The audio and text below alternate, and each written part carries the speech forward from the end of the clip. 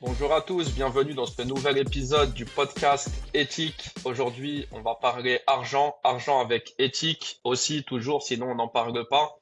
J'ai le plaisir d'avoir un invité de grande valeur, de grande qualité que j'apprécie beaucoup, Lamine Silla, fondateur de la société de conseil en gestion de patrimoine, l'éducation financière. Ça va, Lamine? Ouais, ça va, Djali. Merci pour l'invitation. C'est un plaisir de pouvoir passer sur ton podcast. Merci beaucoup, c'est un plaisir pour moi. On va apprendre plein de trucs, j'en suis sûr. Déjà, on a coutume de faire ça. En deux mots, ton métier, ta société, c'était quoi? Alors, moi, j'ai un cabinet de conseil en gestion de patrimoine avec une spécialité sur la partie investissement financier, mais aussi sur la partie immobilière, pour faire simple. D'accord, c'est simple. Et depuis quand t'es dans le monde de la finance comme ça et du conseil? Alors, pour faire simple, en fait, moi, de base, je suis investisseur immobilier depuis 10 ans. Donc, ça fait 10 ans que je suis dans l'immobilier, à titre professionnel ou personnel. Et depuis 6 ans, je suis sur le volet financier, sur lequel j'accompagne. Et, entre guillemets, ma société, je l'ai lancée en 2019. Vous êtes basé où? On est basé à Paris. Et en fait, on a un cabinet, D'accord. pour être très transparent, on a un cabinet digitalisé, mais on a des bureaux sur Paris également. Des bureaux à Paris. D'accord, ok. Et c'est combien de... Je sais pas comment on peut valoriser ça. C'est combien de clients accompagnés ou de valeurs Ah, de patrimoine gérées? alors aujourd'hui, on a avec Habib depuis quasiment un an et demi, même un an en vrai, hein, on a un peu plus de 200 clients qui représentent à peu près plus de 10 millions d'encours sous gestion. Mais après voilà, si on doit dire le nombre de clients que je dois faire depuis le début, honnêtement, je pense qu'on doit être aux alentours de 600, 700 personnes. Waouh, impressionnant. Abibatik, ton associé, hein, que C'est ça, l'on voilà. que l'on salue, voilà, la famille Attic qu'on apprécie beaucoup, avec les deux grands frères qui sont dans Qu'est-ce qu'il y a, donc Morad et Rabat. Aussi, on les salue tous. J'aimerais revenir, ça c'est comme on fait toujours, si tu as déjà écouté d'autres épisodes du podcast. Moi, ce qui m'intéresse, c'est le parcours des gens. Tu vois, comment t'arrives là. Donc, Hmm. remets-nous un peu l'histoire. T'es né Ouais. où? T'as grandi où? Vas-y. Ok, d'accord. Bah écoute, bah déjà, moi je suis originaire de Montreuil dans le 93. J'ai grandi jusqu'à mes 25 ans.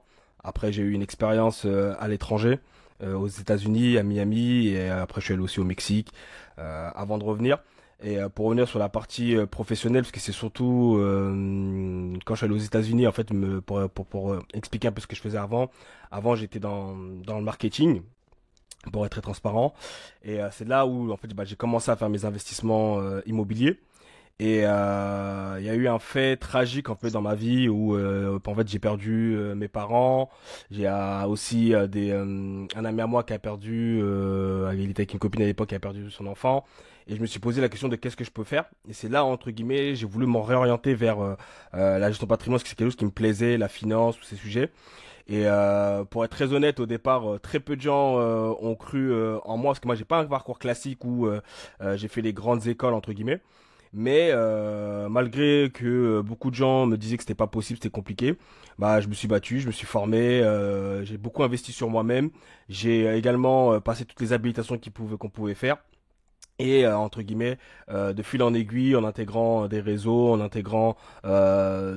étant entouré aussi de professionnels très compétents, bah, j'ai pu entre guillemets sur ces 6 années prendre énormément d'expérience, qui fait qu'aujourd'hui j'en suis là. Stylé, je vais revenir sur certaines choses parce que t'es allé assez vite et il y a des trucs hyper intéressants à mon avis. Euh, T'as perdu tes parents, Ouais. Allah yarhamhum, comme on dit, paix à leur âme. T'avais quel âge à ce moment-là? En fait, pour expliquer, j'ai perdu ma mère, j'avais 21 ans, donc là je suis encore dans les études. C'était un peu compliqué parce que c'était vraiment inattendu. Ensuite, quand je perds mon père, j'ai à peu près 23, 24 ans. C'est juste avant que je décide de partir aux États-Unis. Et l'année même, bah, mon ami perd cet enfant. Et en fait, c'est là où je me dis, ok, je suis en train de faire des investissements immobiliers, tous ces trucs-là, il n'y a pas de souci, je suis content. Mais professionnellement parlant, je n'étais pas épanoui. Malgré que je travaillais dans une grosse boîte, effectivement, c'était bien payé et tout, mais ça correspondait pas du tout à ma vision de comment je voyais les choses dans la vie de tous les jours. Et c'est vrai que le fait de perdre mes parents Et d'avoir ce décès de cet enfant, ça m'a permis aussi de me recentrer un peu plus sur moi en me posant des vraies questions. C'est quoi que je veux dans la vie? Est-ce que c'est ça? Et c'est vrai que j'ai pris un gros pari. Mais effectivement, aujourd'hui je le regrette pas, mais effectivement, ouais, le tournant, c'est le décès de mes parents. Je comprends, ouais. C'est quoi ton parcours scolaire? T'as fait quoi comme bac? T'as fait quoi comme fac ou école? Alors moi je me suis arrêté, pour être très honnête, je me suis arrêté au bac en fait. J'aimais pas du tout l'école. Le format en fait me plaisait pas du tout. Donc en gros, j'ai passé le bac une première année, je l'ai raté. La deuxième année, pareil. En fait, je me présente même pas parce qu'en fait ça me plaît pas du tout. Et c'est la raison pour laquelle en fait derrière en fait pour faire simple, j'ai fait un bac de base STG Ouais. à l'époque. Et c'est de là en fait derrière où j'ai alors le conseil que je peux donner parce que c'est intéressant que tu me poses cette question parce que beaucoup de gens me disent mais comment du coup t'es arrivé là et tout. Et c'est un conseil que je donne beaucoup aux jeunes et surtout à ceux qui ont envie d'améliorer leurs revenus. En fait aujourd'hui on a la chance d'avoir de vivre à l'ère de l'information. Et en fait, on a la chance aussi en France d'avoir le CPF et tout. Et c'est là, en fait, moi, j'ai compris un truc rapidement quand j'ai commencé ma première activité dans le marketing. C'est que plus on prend des compétences, mieux on se valorise et plus, entre guillemets, on peut améliorer sa situation. Et à partir de là, en vrai, c'est là que tout a changé. Le fait d'aller chercher des compétences, d'aller chercher de l'information, de me former et de me valoriser de plus en plus, entre guillemets, sur le marché. Au début, tu faisais du marketing, t'as dit, pour une grosse boîte. Comment t'arrives finalement, t'as pas le bac, c'est ça? Ouais. Comment t'arrives à intégrer une grande entreprise justement? Je vais être honnête avec toi, le réseau, j'ai réussi à avoir un entretien et en fait, pour faire simple, hein, ils ont fait un truc aussi assez original. En gros, ils m'ont dit, bah voilà, écoute, t'as peut-être pas le bac et tout, mais t'as l'air d'être entre guillemets un peu smart par rapport au taf et tout. Et en fait, ils m'ont fait une période d'essai sur plusieurs mois. Et en fait, moi, je me suis pas dit, je vais me cantonner à ce qu'on m'a dit. Je vais être force de proposition. Et c'est de là où, entre guillemets, bah, j'ai continué à me former et tout. Ils m'ont gardé. Et après, en réalité, j'ai fait 3 4 ans chez eux. Et entre guillemets, bah, j'ai quand même, ouais, je suis passé d'un poste classique à un poste à responsabilité assez vite. Mais voilà, après, en réalité, ça correspondait pas du tout à ce que je voulais. Et c'est eux qui t'ont envoyé aux États-Unis ou? Non, du tout. Au contraire, c'est moi, bah, à ce moment-là, j'étais chez eux, et c'est à ce moment-là que j'ai décidé quand il y a eu les décès, bah, du coup, de démissionner. En fait, j'ai fait une rupture conventionnelle, et ce qui m'a permis un peu d'aller voir aux États-Unis, et les États-Unis m'a permis, entre guillemets, de vraiment me rendre compte qu'en fait, c'est largement possible. Parce qu'en fait, entre le moment où je démissionne et je pars aux États-Unis, il se passe à peu près 6 mois. Et c'est les 6 mois les plus importants parce qu'en fait à ce moment-là, beaucoup de gens me disent ouais c'est trop compliqué, reste dans ce que tu fais, t'es très bon, t'as un très bon salaire, t'as réussi à faire ton trou, et en plus j'étais pas mal sollicité par des concurrents. Et c'est vrai que j'aurais pu me dire vas-y bah je repars là-dedans, mais les États-Unis ça m'a complètement ouais, ouvert les yeux et de me dire ok c'est ça que je veux, et c'est ça que je vais faire. D'accord. Et donc immobilier, quand tu vas aux États-Unis, à Miami, comme tu disais, c'est dans une perspective déjà d'immobilier, d'achat immobilier. C'est C'est quoi, ça. t'es parti là-bas te former ou t'es parti voir s'il y avait des investissements des gens? Honnêtement, je suis allé sur un coup de tête. Je me suis juste dit, il faut que je change d'environnement. Et c'est la raison pour laquelle je suis parti. Je me suis dit, écoute, Lamine, tu te fermes à rien. Et c'est vrai que le premier sujet, quand on m'a dit, écoute, Lamine, en fait, j'ai rencontré un asset management, une personne qui fait un peu de la gestion de patrimoine là-bas. Et en fait, il m'a dit, écoute, Lamine, en vrai, tu te prends même pas la tête. Tu as des compétences dans l'immobilier, tu as de l'expertise qui est assez développée par rapport à la moyenne. Commence par ça. Et toi, pendant ce temps-là, continue à te former sur la partie volet financier. Et comme ça, quand tu lanceras tes démarches, tu pourras avancer. Et c'est vrai que quand il m'a dit ça, tout a paru clair. Et c'est pour ça qu'au départ, bah, j'ai commencé à accompagner les investisseurs sur le volet immobilier pour ensuite faire le volet financier. D'accord. Et t'es allé au Mexique, c'est ça? Ce que t'as Ouais, dit je après? suis allé, je suis allé au Mexique aussi, ouais, pendant à T'as- peu près 6 mois. Pourquoi t'es allé au Mexique? T'allais faire quoi? Bah en fait j'étais aux États-Unis, voilà j'ai fait Miami. Miami pour ceux qui sont déjà allés c'est assez petit, on fait vite le tour. C'est pas un endroit où je me voyais rester vraiment longtemps. Et je m'étais dit avant de rentrer, je voulais en profiter pour aller faire un pays totalement différent de ce que j'avais connu.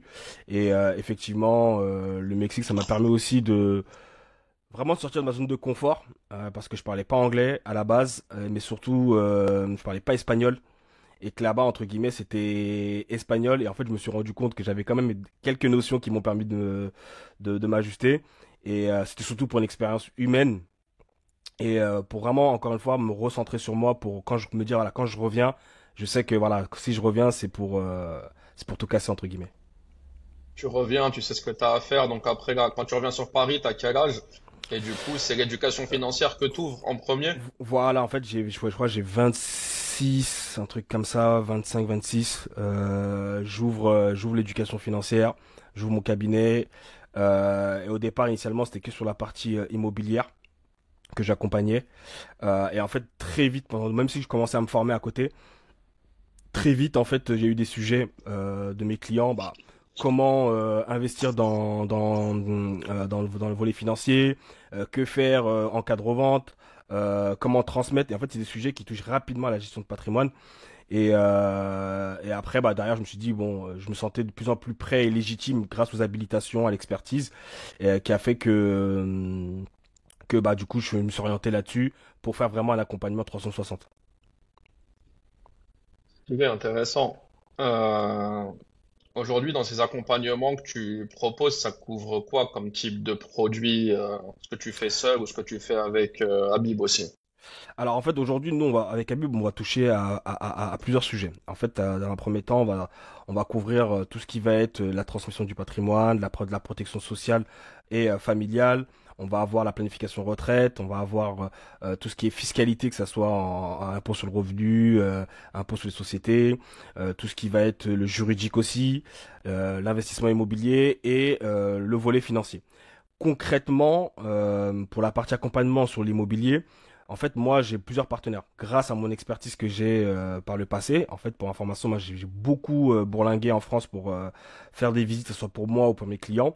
Et en fait, bah, du coup, pendant toutes ces dizaines d'années que j'ai parcourues, je me suis fait un gros réseau qui fait que bah, aujourd'hui, j'accompagne les clients sur la partie recherche. Donc, en gros, la recherche, bien évidemment, la stratégie avant tout, la recherche, et après sur le volet fiscal. Donc, en gros, on est capable d'accompagner sur des projets, que ce soit de résidence principale ou locatif, même sur du projet d'achat-revente. Et en fait, toute typologie de biens, bah, ça peut être achat de maison, immeuble de rapport, ça peut être maison à diviser ou autre. Et ça sur toute la France. Et avec Habib, on va couvrir aussi le volet financier, où là, on va parler un peu plus d'assurance vie, PER, contrat de capitalisation, PEA.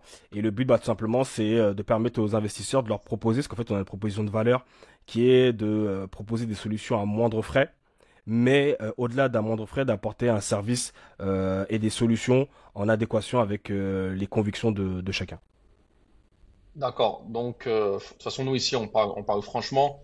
Vous proposez des solutions à destination des musulmans, de tout le monde, les deux. Alors pour être très honnête, on le fait pour tout le monde, Ouais. mais on est en train de travailler sur une solution Sharia compliant. Mais ça, je vais pas rentrer encore dedans parce que C'est c'est plus encore Habib. nouveau. Voilà, c'est plus Ouais. Habib et Mourad qui vont, je vais laisser entre guillemets l'annoncer. Mais aujourd'hui, nous, en tout cas, on a décidé d'offrir des solutions à tout le monde. On a pensé entre guillemets à tout le monde. Maintenant, la réalité, je le dis souvent avec Habib, on le dit souvent en rendez-vous, on va avoir différents types de solutions. On va avoir la solution classique, entre guillemets, qui va être accessible à tout le monde. Par contre, ceux qui ont des convictions, bah, ça va être un peu rétractaire parce que, bah, par exemple, il y a des sociétés qui vont pas être en adéquation avec leurs convictions ou des types de solutions. Derrière, on va avoir des solutions éthiques. Alors ça, j'aime bien le préciser, c'est éthique, c'est pas charia compliant, c'est pas du tout la même chose. Comme le podcast. Ouais. Voilà, tu vois, c'est éthique. Donc c'est important de le comprendre pourquoi il y a une différence entre éthique et charia compliant. Éthique, c'est voilà, on va par exemple investir sur des sociétés dans lesquelles on va être sur de la tech, on va être sur éventuellement des énergies renouvelables, mais on va pas avoir un Sharia board qui va certifier que le produit est éthique et entre guillemets halal on va dire. Par contre, tous ceux qui vont être sur, on a quelques solutions sur en tout cas le cabinet actuellement sur tout ce qui va être Sharia compliant, on en a et on les propose à nos clients. Voilà, le but c'est vraiment d'apporter un maximum de solutions et c'est la raison pour laquelle aujourd'hui on essaie de travailler pour fonder un cabinet sur cette partie Sharia compliant. Non, mais c'est bien d'être clair avec tout le monde, de préciser. Je sais qu'il y a pas mal d'auditeurs musulmans qui nous écoutent. Il y a des solutions qui arrivent, en tout cas. C'est cool. Et c'est bien que vous proposiez aussi des solutions pour tout le monde. C'est quoi vos clients types? Tu sais, le client typique qui vient chez vous. À quoi il ressemble? En vrai, c'est un dirigeant d'entreprise. On a souvent dirigeants d'entreprise, profession libérale, qui ont pas mal d'excédents de trésorerie, qui se rendent compte que bah il y a des enjeux assez importants aujourd'hui, ne serait-ce avec l'inflation, également avec tout ce qui est le climat géopolitique. Et aujourd'hui, ils se disent bah dans un premier temps, ils pensent qu'il y a que le volet financier. Parce que souvent, il y en a beaucoup qui n'ont pas conscience de l'importance, éventuellement pour le dirigeant d'entreprise, bah, tout ce qui va être protection sociale. Parce que demain, on est dirigeant d'une structure. Alors, par exemple, on va avoir beaucoup comment dire, de TNS, travailleurs non salariés, c'est-à-dire EURL et SARL. Et qui vont se retrouver dans une situation où bah, si demain il arrive un accident, est-ce qu'ils sont suffisamment couverts?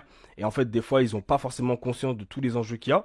Donc ça, c'est déjà le premier point sur lesquels on va accompagner. Ils vont avoir aussi, par exemple, on a beaucoup de personnes qui commencent à avoir pas mal de cash et qui commencent à avoir une résidence principale qui coûte cher et en plus de ça, qui veulent continuer à faire de l'immobilier. Donc il y a des sujets de transmission, de droits de succession sur lesquels on va accompagner. Et pour terminer, bah après, il y a ceux qui ont des liquidités, un excédent de liquidité, trésorerie d'entreprise ou épargne excédentaire, et qui veulent, entre guillemets, l'optimiser pour le préparer soit pour un projet ou soit pour la retraite qu'on va accompagner. Ok, là je vais rentrer dans le dur. Est-ce que la communauté africaine, maghrébine, est-ce qu'elle est bien représentée parmi vos clients ou pas trop? Si, au contraire, on en a beaucoup. On en Ouais, a beaucoup.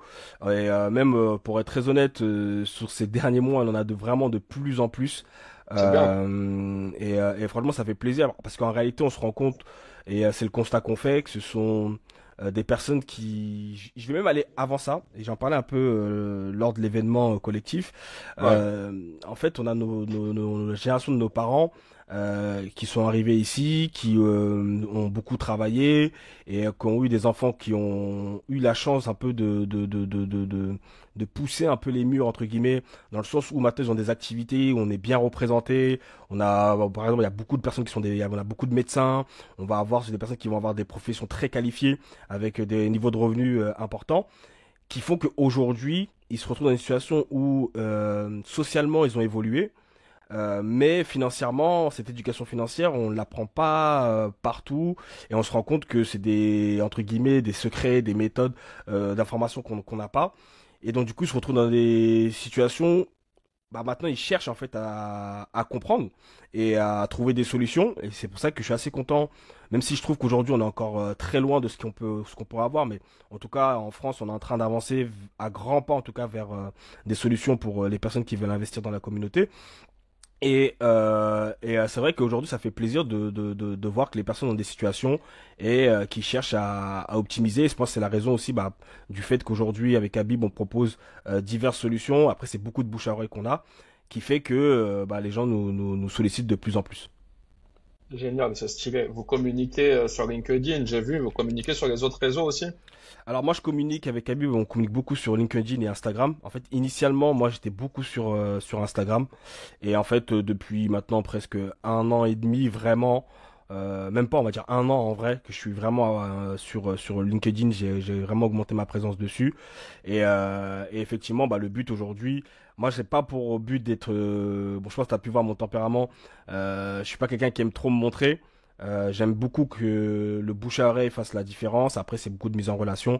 Et les réseaux sociaux, c'est surtout dans un premier temps pour sensibiliser et apporter et aussi offrir une visibilité. On va pas se mentir, mais on sait que la différence, c'est surtout le bouche à oreille.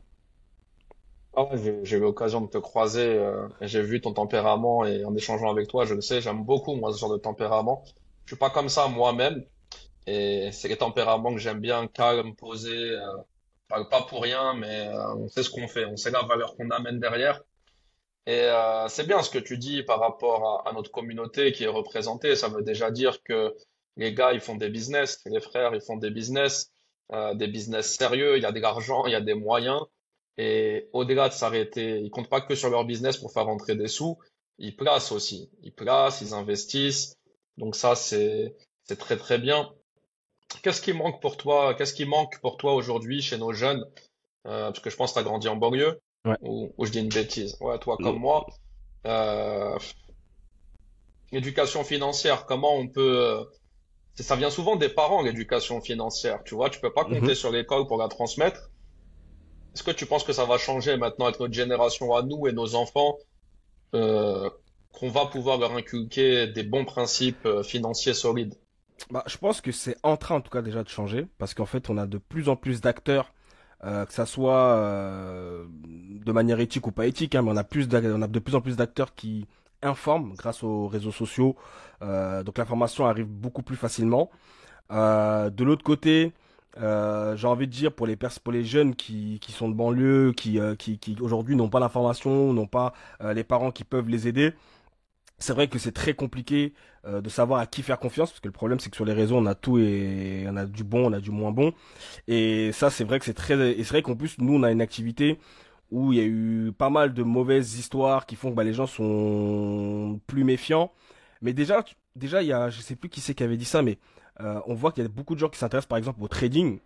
Et c'est là, même si pour moi c'est pas une bonne chose entre guillemets d'aller sur le trading, c'est vraiment quelque chose, c'est un métier à part entière. Mais déjà juste le fait de voir que les gens sont sensibilisés par ça, ça veut dire que déjà ils cherchent en tout cas des solutions. Et je pense que en touchant à ça, bon malheureusement il y en a beaucoup qui se sont fait avoir, mais ils sont déjà sensibilisés à savoir qu'il y a des choses qui existent. Donc je pense qu'il faut que le devoir ne doit pas venir, je pense, plutôt des jeunes, mais plutôt de nous, les acteurs de cette activité, et toutes les personnes qui ne sont pas spécifiquement dans la finance, mais qui ont des connaissances là-dessus, parce qu'en fait, souvent le problème qu'on a, c'est qu'on a peur de parler d'argent. Et donc du coup, on veut pas trop en parler, on veut le garder pour nous, alors que je pense au contraire, il faut sensibiliser, pas forcément en faisant l'évangéliste en disant, en parlant, en rabâchant à tout le monde, mais plutôt en essayant de dire voilà, aujourd'hui c'est important de s'y intéresser, c'est important de essayer de rencontrer, pas forcément un professionnel, mais juste de rencontrer des personnes qui font des choses. Par exemple, je vais prendre un cas classique, hein, souvent on va avoir un salarié cadre qui fait quelques investissements, bah voilà, d'aller s'orienter vers des groupes d'investisseurs avec lesquels ils peuvent éventuellement échanger, et pourquoi pas bah, des personnes qui leur sont similaires et qui veulent aider, bah, de leur présenter. Et je pense que c'est surtout l'effet de réseau qui va faire que l'information va se partager et se diffuser, que plutôt, parce que je pense que l'information, entre guillemets, vient aux gens, mais faut déjà vouloir, entre guillemets. Il y a des personnes qui ont pas conscience de ça. Et je pense que c'est important. Ce que je dis souvent, c'est que quand on a une famille qui est pas forcément aisée, il faut qu'il y en ait un qui se sacrifie, entre guillemets. Donc c'est à lui d'aller chercher l'information, c'est à lui de se casser la tête pour un peu avoir l'information et après la propager. Donc c'est pour ça que je dis souvent, il faut qu'on arrive à créer, alors communauté, peu importe le terme qu'on veut mettre, mais qu'on arrive à créer un ensemble qui fait que on va toucher une personne qui elle va toucher une autre personne et faire de l'effet de masse pour que ensuite bah ce soit nos enfants, nos petits-enfants, nos amis, nos frères qui soient sensibilisés. Ouais, c'est très juste ce que tu dis, et comme tu l'as dit, il y a eu des arnaques. Il y a eu des arnaques, il y a eu des mauvaises choses. À un moment donné, moi j'ai plus Snapchat, j'ai enlevé, mais à un moment donné, j'étais sur Snapchat et je voyais beaucoup bah, les gens à Dubaï là. Ouais. Vas-y, Mm. machin, cliquez, investissez. Il y en a qui ont eu des procès d'ailleurs, hein, parce que c'était clairement démontré que c'était des arnaques. Donc faut pas tout mélanger, c'est clair. Moi j'ai l'impression que les jeunes un peu issus de nos milieux, c'est vrai que le trading, ils sont pas trop chauds, mais ils s'ouvrent un peu à la crypto-monnaie. Je sais pas Ouais, si t'as le même ressenti, j'ai l'impression si qu'ils y vont si. plus facilement. Et c'est un métier qui fait un peu peur. Moi, j'avais été approché déjà il y a quelques années par un gestionnaire de patrimoine. Tu te dis pourquoi je lui ouvre ma porte, pourquoi je vais l'écouter, pourquoi je vais lui donner mes sous, qu'est-ce que j'en sais qu'il va pas me mettre sur un truc qui n'est pas rentable, qui s'effondre. Qu'est-ce que tu veux nous dire à tous ceux qui se posent ces questions-là, qui ont peur comme moi? En fait, il y a un truc qu'on fait tout naturellement de base, mais que des fois, quand ça concerne l'argent, on ne le fait pas. C'est la concurrence. C'est la concurrence pour la simple et bonne raison que lorsque on va voir un professionnel, il est important d'aller voir un autre qui va donner un jugement pas différent, mais en tout cas qui va comparer et faire une autre proposition et évaluer. Il y a un deuxième point aussi qui est assez important, c'est que je trouve que, et je suis le premier à dire avec Habib lors de nos clients, de nos rendez-vous, on dit allez voir la concurrence et demandez toujours pourquoi. Et en fait, je le vois des fois, il y a des personnes qui viennent en rendez-vous et qui se disent bah ok, moi, lui c'est le professionnel, il connaît mieux que moi, donc je vais pas l'interroger. Pour moi, c'est la première erreur. Ça veut dire qu'en réalité, ce que je dis souvent aux clients, c'est que vous devez être capable, quand on vous pose la question pourquoi tu as confié ton argent à la mine et pourquoi tu as fait ça, c'est que derrière, tu es capable de comprendre et d'expliquer pourquoi, entre guillemets, on fait ça pour toi. Si tu l'as pas compris, c'est que j'estime que déjà, moi, j'ai pas fait mon devoir. Et surtout, j'estime que bah, le client, en réalité, il est en danger. Parce qu'en fait, il signe quelque chose dont il n'a pas compris. Donc moi, ce que j'ai envie de dire pour toutes les personnes qui se posent la question, demain, tu es approché par un conseiller en gestion de patrimoine, déjà, la première chose que tu peux poser, c'est comment tu te rémunères. Si il commence à te dire des trucs bizarres, c'est que déjà, c'est louche. Comment tu te C'est rémunères? lui ou toi? Lui, le conseiller en gestion de patrimoine, comment il se rémunère? Ouais. Ouais, comment il se rémunère? Parce que si demain il te dit, bah voilà, moi je me rémunère par rapport au placement. Ok, d'accord, pas de souci. Tu te rémunères par rapport au placement. Aujourd'hui, je vais donner le truc classique, parce que généralement pour le gestionnaire de patrimoine, souvent ça va être sur le sujet financier qui va discuter. De base, la première chose à demander, c'est quels sont les frais. Est-ce que quels sont les frais de versement, les frais de gestion et les frais d'arbitrage? Pourquoi je dis ça? Parce que c'est le premier, c'est les premiers éléments qui vont avoir un impact sur la performance de ce qu'il va te proposer. Maintenant, ce que j'ai envie de dire, parce que c'est vrai qu'aujourd'hui, nous, on propose des frais qui sont vraiment très bas par rapport au marché. Pour donner un comparatif, nous, on va souvent sur des contrats, des frais de versement, pour ceux qui ne savent pas ce que c'est. Par exemple, tu as 100 euros tous les mois que tu verses. Sur ces 100 euros, on te dit, bah, tu as des frais de versement, par exemple, de 3%. Donc ça veut dire que tu n'investis pas 100 euros, mais tu investis tous les mois 97 euros. En plus de ça, on va te mettre, par exemple, 1% de frais de gestion. Donc au final, tu as 4% de frais sur ton contrat. Et en fait, la problématique, et c'est là où des fois ça peut être malsain et que beaucoup de gens se sont fait avoir, c'est qu'on va te proposer un support. Donc un support, c'est par exemple, je vais prendre un truc simple, hein. Par exemple un ETF. On va dire que l'ETF, par exemple, il fait 6% par an, et que derrière, bah, on te prend 4%, parce qu'en fait, bah, toi déjà, pour pouvoir récupérer l'argent que tu as investi, il faut que tu fasses au moins 4%. Vraiment, je simplifie, hein, tu fais 4% Ouais, ouais. sur l'année. Et après, derrière, tu as fait tes 2%. Donc là, tu te dis, bah, c'est bon, j'ai fait une performance de 2% de bénéfices nets, je suis content. Sauf que la réalité, c'est que tu as l'inflation de l'autre côté. Donc ça veut dire, en réalité, si l'inflation a fait 2%, bah, en fait, t'as pas gagné d'argent. Et c'est pour ça que déjà, le premier levier, c'est de savoir comment, en termes de frais, quels sont les frais. Parce que voilà, bah, après tout dépend. Nous, aujourd'hui, on a la chance d'être courtier en assurance, ce qui fait qu'en fait, on a très peu d'intermédiaires. Nous, on est en direct avec les assureurs, ce qui fait qu'on peut se permettre, et en plus, on est gracieusement, pour être très honnête, on est gracieusement rémunéré par les assureurs quand on fait nos placements. Et derrière, bah, l'avantage qu'on a, c'est que nous, on peut se permettre de faire des frais minimes et derrière faire en sorte que le client soit content. Par contre, ceux qui vont être affiliés à des réseaux, ce genre de choses, bah, le réseau va prendre des frais. Eux, ils vont également, bah, le conseiller va devoir également mettre des frais. Maintenant, après, voilà, si le conseiller il propose 4% de frais, bah, faut que derrière, il soit capable de proposer des solutions d'investissement aussi qui vont avec. Et souvent, la problématique, c'est que les frais comparés à la performance délivrée, j'en ai même certains, pour être honnête avec toi, qui ont perdu beaucoup d'argent à cause de ça. Ouais, donc faire jouer la concurrence, poser des questions, challenger le gestionnaire de patrimoine et voir. Mais de toute façon, je pense qu'il y a une question de confiance aussi. Je crois il y a des, Ah il y en bah, a certains, tu vois, moi si je devais sauter le pas, ce serait avec des gens comme toi que j'apprends à connaître. Je connais pas non plus depuis si mhm. longtemps. En tout cas, il y a un début de confiance qui s'instaure qu'avec un parfait inconnu. Et puis voilà, le côté éthique, c'est très important, le partage de valeurs. Donc peut-être que j'irai vers cette voie-là, mais ouais, c'est important. Tu nous as parlé un peu de ton enfance, fratrie, combien de frères et sœurs? Alors moi je suis le petit dernier de ma famille, je suis d'une famille de... J'ai un frère et une sœur. D'accord. Après j'ai des demi-frères, famille recomposée, où là j'ai trois sœurs et un frère aussi. D'accord. Mais vous habitiez à combien dans le foyer? Non, trois. Moi j'étais Trois? mes deux parents avec ma sœur et mon frère et moi. D'accord. Le petit dernier. Et ils ont fait dans quel domaine, frère et la sœur? Alors ma sœur elle est dans la comptabilité. Mon frère, lui, aujourd'hui, alors ma sœur vit en France. Ma sœur, elle, mon frère, pardon, ma sœur vit en France. Mon frère, lui, vit au Mali, mais il est entre le Mali et Dubaï et il fait de l'import-export au niveau des parfums aussi. Magnifique. Trois beaux parcours, trois réussites. Encore une fois, on voit que ça, on ne me voit pas assez. C'est ce qui m'embête. Et avec mon podcast, mon petit podcast, c'est ce que je veux montrer. Il y a beaucoup plus de gens de banlieue qui réussissent des belles Mm. carrières que ce qu'on nous montre. Et si on sensibilise pas là-dessus, on a l'impression que c'est des cas exceptionnels. Alors qu'il y en a plein. Il y en Ouais. a plein. Mm. Et avec des mouvements qui se montrent comme le collectif de Moradati, comme d'autres mouvements, on voit bien, c'est là que ça saute aux yeux et c'est magnifique.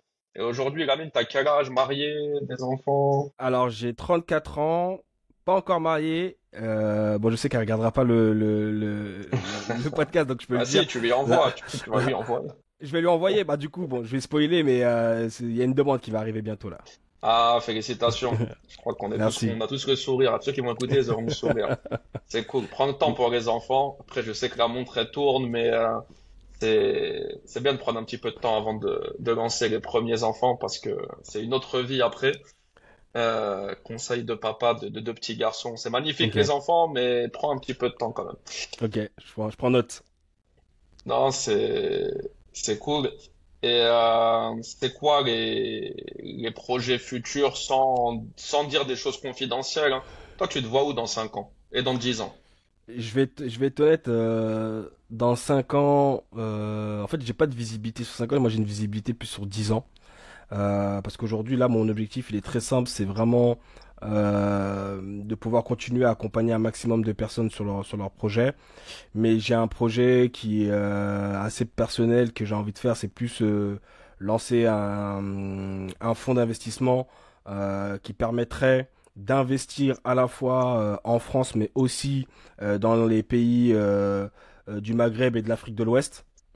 Parce qu'aujourd'hui, je pense qu'il y a un pont. Il y en a beaucoup de personnes qui font des chemins inverses. On a des gens qui vont quitter leur pays d'origine pour aller en France.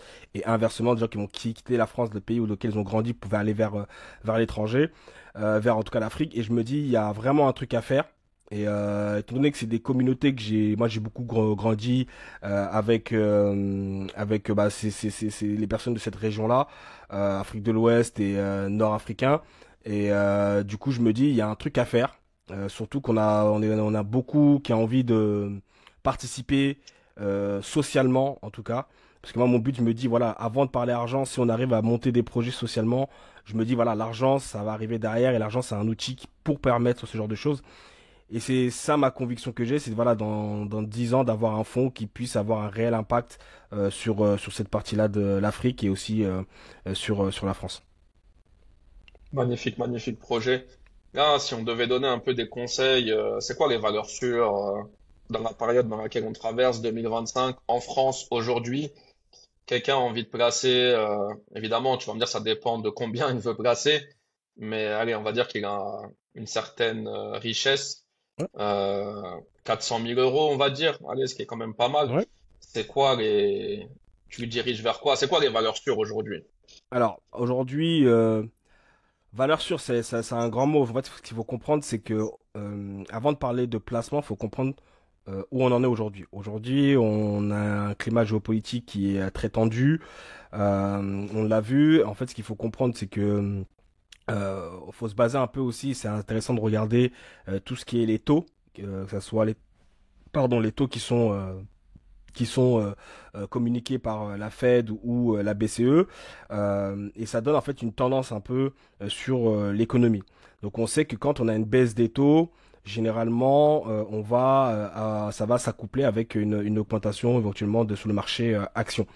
Donc ce qui va être important de prendre en compte, c'est qu'aujourd'hui Quand on regarde, on est sur une tendance de baisse des taux, mais les conflits qu'on a pu le voir récemment amènent un peu d'incertitude. Donc du coup, on est un peu en train de stagner, à regarder un peu ce qui se passe. Mais si je vais revenir sur ce qu'il faut investir, le plus important, c'est pas tant de savoir qu'est-ce qui est une valeur sûre, parce qu'en réalité, vu qu'on parle de personnes éthiques, ça va plutôt être sur la diversification.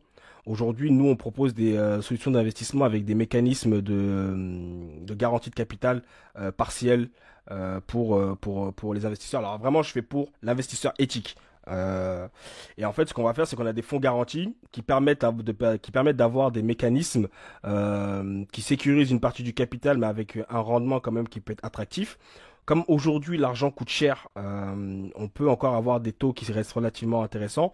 Par exemple, il y a encore ce matin, on a proposé ça à une cliente, des solutions d'investissement qui permettent d'avoir jusqu'à 50%. Alors, je vais pas rentrer dans le thème technique, ça va être assez, c'est des produits assez complexes. Ouais.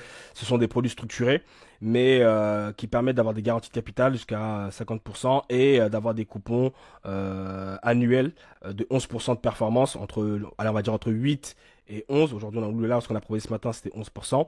Après, le but, c'est de diversifier sur différents supports.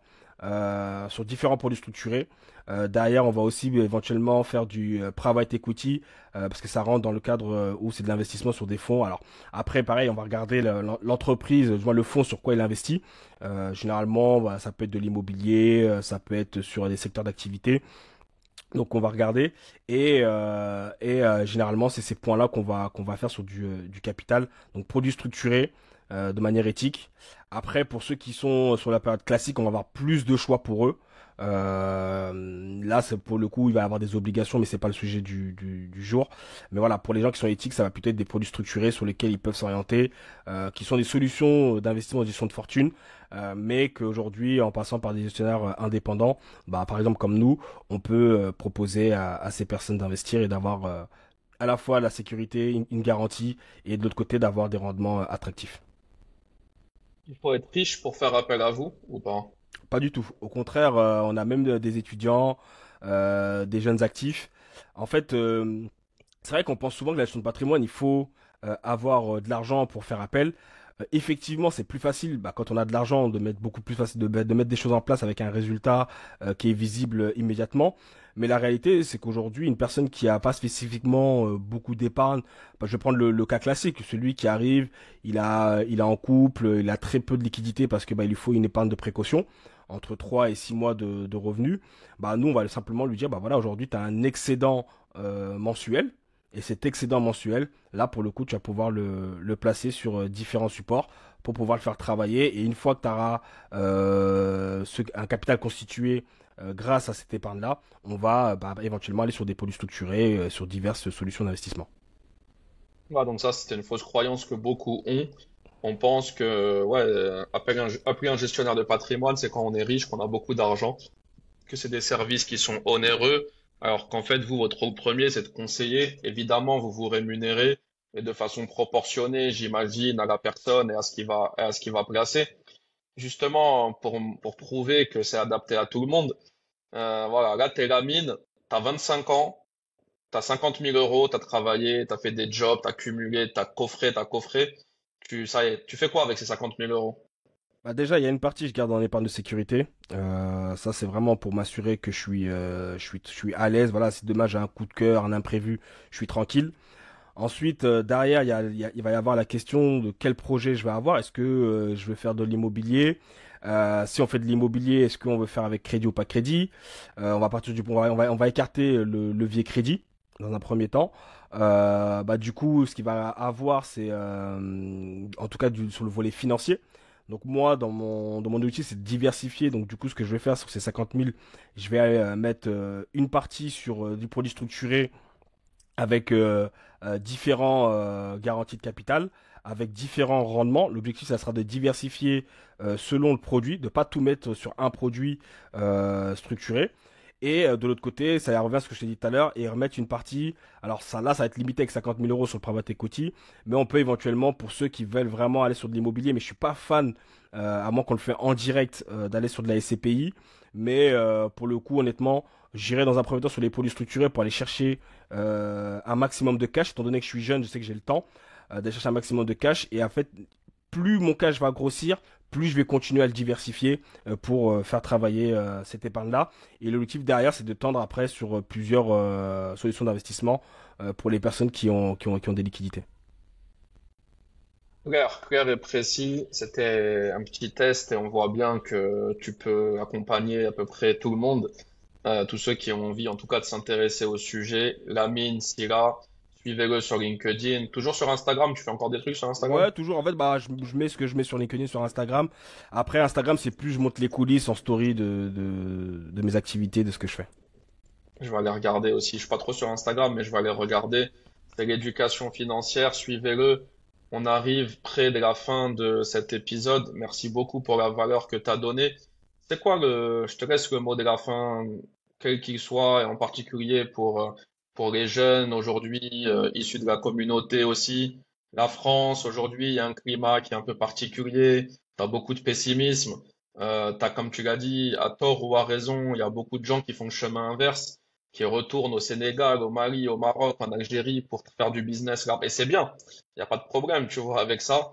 Toi, qu'est-ce que tu as envie de dire un peu à la jeunesse, tu vois, les 20, 25 ans aujourd'hui qui sont un peu perdus dans cette France, Alors, voilà. en fait, ce que j'ai envie de dire, c'est que déjà, pour avoir vécu à l'étranger, pour beaucoup aller à l'étranger aussi, on a de la chance, entre guillemets, pour ceux qui sont en France, parce qu'il y a pas mal d'opportunités, que ce soit par le biais du fait du CPF, pour ceux qui ont la possibilité, ceux qui, entre guillemets, qui ont la possibilité d'avoir du chômage, parce que ça permet d'avoir une couverture et de s'orienter sur des projets qu'on a envie de monter. Donc ça, c'est déjà le premier point.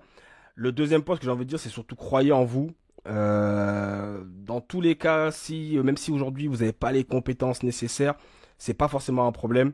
Le plus important, c'est de savoir est-ce que vous avez faim d'apprendre, est-ce que vous avez faim d'avancer. Et c'est ça qui va faire la différence. Je dis ça voilà en connaissance de cause et surtout que je suis pas le seul à avoir entre guillemets à mon échelle hein, bien évidemment réussi à faire ce que je voulais. Et je pense que pour toutes les personnes qui veulent réussir aussi, ce qui va être important, c'est votre environnement. Alors j'entends beaucoup de gens dire oui, faut enlever toutes les personnes qui sont pas comme vous. Non, c'est pas ça que je dis. C'est vous pouvez conserver vos amis et tout, mais si vous avez vraiment envie d'avancer, le réseau va faire la différence. Et c'est la raison pour laquelle aujourd'hui, si vous avez autour de vous des personnes qui peuvent vous faire avancer, bah, profitez-en. Si c'est pas le cas, sortez de votre zone de confort, allez rencontrer, allez serrer des mains, et vous allez voir que c'est ça qui va faire la différence. Moi, ce que j'aime à dire, c'est que le business se trouve dans le téléphone et dans les relations. Donc clairement, quoi que vous vouliez faire, bah, allez rencontrer des gens, allez discuter. Et honnêtement, ça peut changer des vies, clairement. Et tout est dit. Beau message, inspirant. Et ce que j'ai beaucoup aimé aujourd'hui, c'est que tu as apporté beaucoup de valeur sur l'éducation financière. C'est pas pour rien que c'est le nom de ton cabinet. Lamine Silla, l'éducation financière. Lamine, merci beaucoup d'avoir été mon invité Merci à aujourd'hui. toi. J'ai kiffé. J'espère que tous ceux qui vont écouter vont kiffer. Et je te dis à bientôt parce que je sais que nous on va se recroiser. C'est inévitable. Avec Merci à plaisir. tous de nous avoir écoutés. Merci Lamine. Ciao et au prochain Salut. épisode.